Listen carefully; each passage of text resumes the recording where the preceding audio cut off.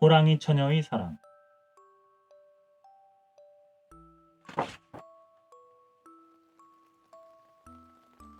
신라에서는 해마다 6월 8일부터 보름날인 15일까지 탑돌이를 한다. 흑륜사라는 절에 모여 탑을 돌며 복을 비는 것이다. 탑돌이를 할 때에는 남녀 가릴 것 없이 함께 어우러져서 저마다 소원을 빌며 탑 주위를 빙빙 돈다. 원성왕이 나라를 다스리던 어느 해였다. 화랑인 김연은 밤이 깊도록 탑을 돌고 있었다. 열심히 기도하느라 사람들이 모두 돌아간 줄도 몰랐다. 달빛이 탑 주위를 환하게 비추고 있었고 이따금 벌레 소리만 들려올 뿐 주위는 고요했다. 밤이 꽤 깊은 모양이로군. 시간 가는 줄도 모르고 있었네. 김연은 주위를 살피며 중얼거렸다. 그러고는 그만 집으로 돌아가야겠다고 생각했다. 그런데 그때까지 탑돌이를 하고 있던 사람은 김연 혼자만이 아니었다. 어떤 처녀 하나도 기도를 하며 탑을 돌고 있었다. 불심이 아주 깊은 모양이로군. 김연은 흘끗 처녀를 바라보았다. 처녀는 가느다란 두 손을 가슴 앞에 모으고 다소곳이 고개를 숙인 채 탑돌이를 하고 있었다. 달빛에 비친 그 모습은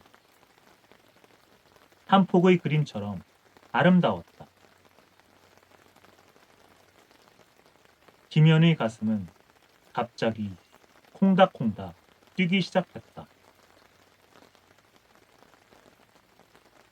인기척을 느꼈는지 그 처녀도 고개를 들어 김연을 바라보았다. 불심이 아주 깊은 사람인가 보네. 순간 두 사람의 눈이 마주쳤다. 왠지 어디에서인가 본 듯한 얼굴에 마음이 통할 것만 같았다. 두 사람은 달빛 아래에서 오랫동안 이야기를 나누었다. 그러다가 어느새 서로를 좋아하게 되었다. 밤이 너무 깊었습니다. 이제 집으로 돌아가야겠어요. 처녀가 자리에서 일어서며 말했다. 이대로 가면 어떡하오? 나와 함께 갑시다. 가서 부모님께 혼인을 허락해달라고 말씀드리겠소. 김연은 처녀를 붙잡았다. 안 됩니다. 그렇게 할 수 없으니 어서 돌아가세요. 그대를 뒤따라가겠소. 이대로 헤어질 수는 없소이다. 김연은 고집을 부리며 처녀의 뒤를 따랐다. 처녀도 어찌할 수 없었는지 더 이상 김연을 막지 않았다. 김연은 처녀를 따라 산기슭의 허름한 핏집에 들어섰다. 함께 온 사람은 누구냐? 할머니가 방문을 열고 처녀와 김연을 번갈아 쳐다보며 물었다. 처녀는 그날 있었던 일을 사실대로 말했다. 좋은 일이기는 하다만 없었던 일이라면 더 좋겠구나. 어차피 서로 좋아한다니 이제 와서 말린들 무엇하겠느냐. 잘 숨겨주겠지만 네 오빠들이 워낙 사나워서 걱정이다.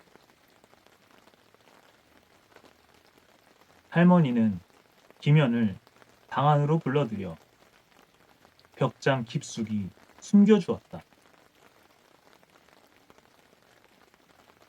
잠시 후 호랑이 울음소리가 산골짜기 가득 울려 퍼졌다.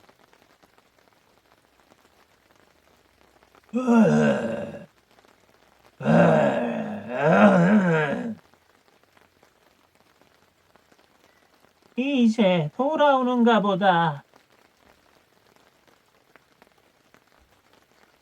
할머니 말이 끝나기 무섭게 커다란 호랑이 3마리가 방으로 들어왔다.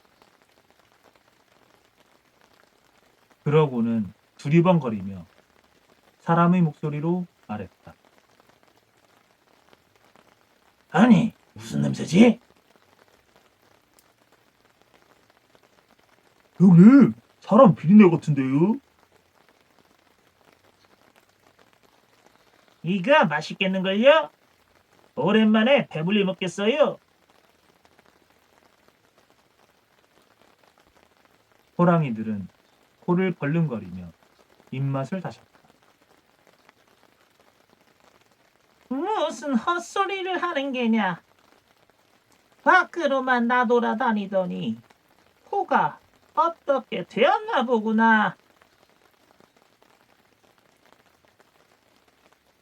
할머니가 호통을 치자 제일 큰 호랑이가 말했다. 사람 비린내가 진동을 한단 말이에요. 어디에 숨겼어요? 아이, 배고파. 오빤 정말 이상하네요. 사람들을 해치고 다니더니 이젠 사람 냄새까지 달고 다니나 봐요.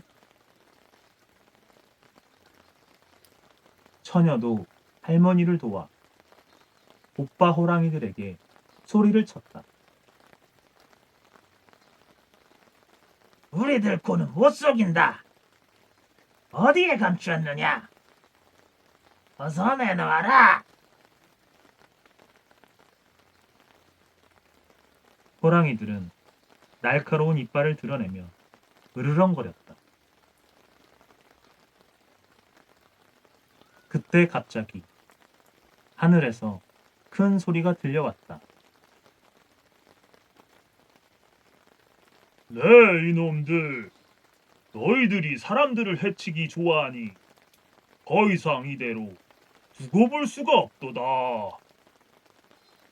내 너희들 가운데 하나를 죽여 징벌로 삼겠노라. 하늘에서 들려오는 소리에 호랑이 가족들은 그만 가슴이 덜컥 내려앉고 말았다. 아이고, 이거 큰일 났구나. 할머니는 어찌할 바를 모르고 쩔쩔맸다. 아이고, 우리 이제 죽었네. 호랑이들도 겁에 질려 머리를 흔들어댔다. 잘못을 뉘우치고 멀리 떠난다면 제가 오빠들 대신 벌을 받겠어요. 곁에서 그 모습을 지켜보던 처녀가 호랑이들을 쳐다보며 말했다. 뭐라고? 그게 정말이냐?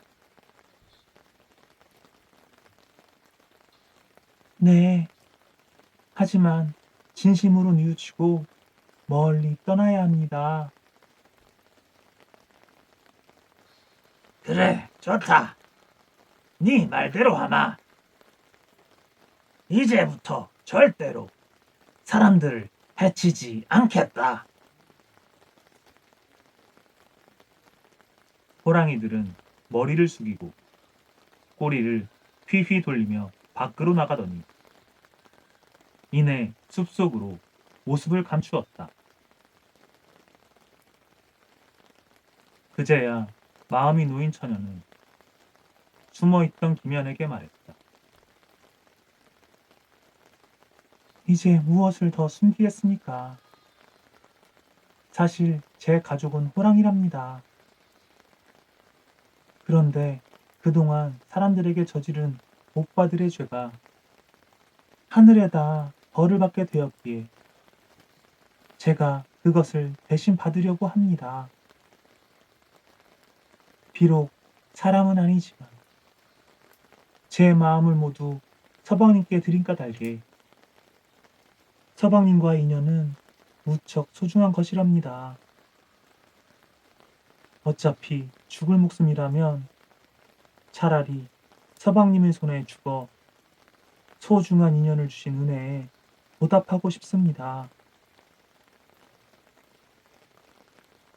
처녀의 말에 김연은 눈이 휘둥그레졌다.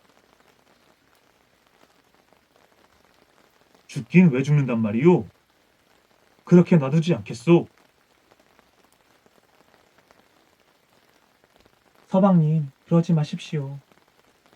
내일 저는 시내로 들어갈 것입니다. 제가 사람들을 해치면 모두들 두려워할 것이고, 그러면 틀림없이 임금님이 높은 벼슬을 걸고 저를 잡을 사람을 찾을 것입니다. 그럼 서방님은 망설이지 말고 저를 쫓아 성 북쪽 숲까지 오십시오. 제가 그곳에서 기다리겠습니다. 그게 무슨 말이오? 비록 사람은 아니라고는 하나 제 배필의 죽음을 팔아 벼슬을 얻다니 어찌 그런 일을 할 수 있겠소? 그럴 수는 없소. 김연은 고개를 절레절레 흔들었다. 제가 이렇게 짧은 생을 마치는 것도 하늘의 뜻입니다. 또한 저희 소원이며 서방님의 경사이며 우리 가족의 행복이요. 이 나라 사람들의 기쁨입니다. 제가 죽어서 이처럼 5가지 좋은 일이 생기는데 어찌 망설이겠습니까? 다만 서방님께서 진심으로 저를 생각해 주신다면 제가 죽은 뒤 절을 하나 지어 부처님의 가르침을 펴주십시오. 그렇게 해주신다면 서방님의 은혜 더할 수 없이 클 것입니다. 처녀는 말을 마치자 눈물을 쏟으며 고개를 돌렸다. 김연도 눈물을 흘리며 떨어지지 않는 발걸음을 옮겼다. 이튿날 정말로 사나운 호랑이가 나타났다. 호랑이가 심하게 날뛰자 사람들은 겁에 질렸다. 큰일이옵니다. 호랑이가 어찌나 날래고 사나운지 아무도 가까이 가지 못하고 있사옵니다. 신하의 말에 원성왕은 버럭 소리를 질렀다. 그까지 호랑이 한 마리를 못 잡아서 이 소란이란 말이요. 황공하옵니다. 신하는 머리를 조아리며 어찌할 바를 몰라 했다. 호랑이를 잡는 사람에게 둘째 등급의 벼슬을 내리겠소. 그러니 어서 사람들에게 알리시오. 원성왕이 명령을 내렸다. 이 소식을 들은 김연이 궁궐로 들어가 원성왕 앞에 엎드렸다. 그 호랑이를 반드시 잡아 임금님께 바치겠사옵니다. 오, 그게 정말이요. 그렇다면 어서 잡아오도록 하시오. 원성왕은 김연에게 용기를 주려고 벼슬부터 내렸다. 김연은 칼을 가지고 혼자 숲속으로 들어갔다. 처녀가 일러준 곳으로 가보니 처녀는 정말 사람의 모습으로 변해 김연을 기다리고 있었다. 처녀는 김연을 보더니 반갑게 웃으며 말했다. 어젯밤 제가 당부한 것을 잊지 마십시오. 그리고 오늘 저 때문에 다친 사람들의 상처에 흑륜사의 간장을 발라주고 절에서 부는 나각 소리를 듣게 하십시오. 그러면 모두 나을 것입니다. 처녀는 말을 마치고는 김연이 가지고 있던 칼을 빼앗아 스스로 자기 몸을 찌르고 쓰러졌다. 그러자 처녀의 몸은 다시 호랑이로 변하기 시작했다. 오, 꼭 이렇게 해야만 했소. 김연은 호랑이로 변해 식어가는 처녀를 어루만지며 한동안 그 자리를 뜨지 못했다. 잠시 후 김연은 슬픔을 감추며 숲에서 나와 소리쳤다. 호랑이를 잡았다. 뭐? 호랑이를 잡았다고? 세상에 그 날래고 사나운 호랑이를 잡은 사람이 누굴까? 사람들은 웅성거리며 숲으로 몰려왔다.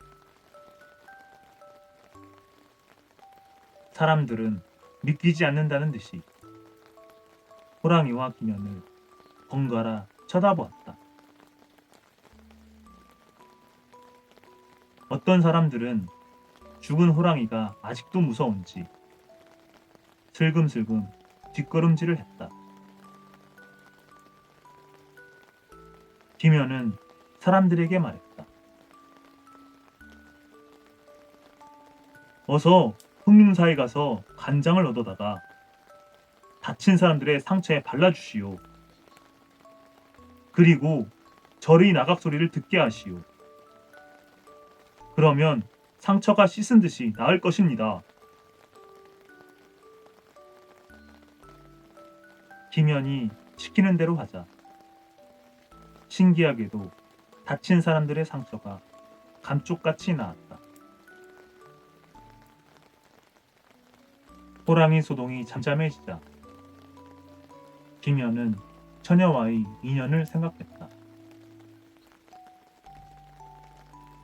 참으로 기가 막힌 인연이로다. 그리고 처녀가 부탁한 말을 떠올렸다. 약속한 대로 절을 세워주리라. 김현은 서쪽 강 근처에 절을 세우고 호원사라고 불렀다.